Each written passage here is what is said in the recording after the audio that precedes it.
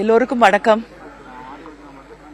சில வருஷங்களுக்கு முன்னாடி வாழ்வு சாதனை விருது அவருக்கு கிடைச்சப்போ நான் பேசுற வாய்ப்பு எனக்கு கிடைச்சது.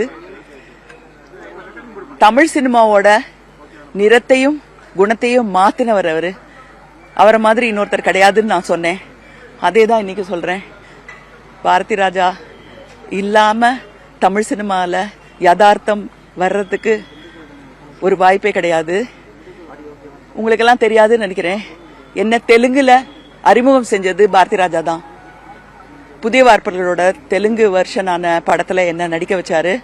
1980லயே நெஞ்சத்தை கிள்ளாதைக்கு முன்னாடியே அந்த ஷூட்டிங் ஆரம்பிச்சிடுச்சு. மகேந்திரன் ஒரு பக்கம், இன்னொரு பக்கம் பாரதி ராஜா. எனக்கும் குரு தான். அவரோட 3 படத்துல நான் நடிச்சிருக்கேன். அவரோட அசிஸ்டன்ட் டைரக்டரா நிழல்களையும் நான் வேலை செஞ்சிருக்கேன். குடும்பத்துல ஒருத்தரா இருந்தாரு. கமல் மேலேயும் எங்க அப்பா மேலேயும் எனக்கும் இருந்த அந்த பாசம் எல்லாத்தையும் சேர்த்து ஒன்னா மணி மேலேயும் வச்சிருந்தாரு. என்னுடைய கணவர் மணிக்கும் ஒரு ஆசான் மாதிரி இருந்தவர் அவரு. இன்னைக்கு அவர் நம்ம கிட்ட இல்ல அப்படின்னு நினைக்கும் போது வருத்தமா இருக்கு. ஆனா அவரு தமிழ் சினிமாவுக்கு கொடுத்த விஷயங்கள் எல்லாம் நினைக்கும் போது ரொம்ப பெருமையா இருக்கு. எங்க குடும்பத்துல ஒருத்தர்.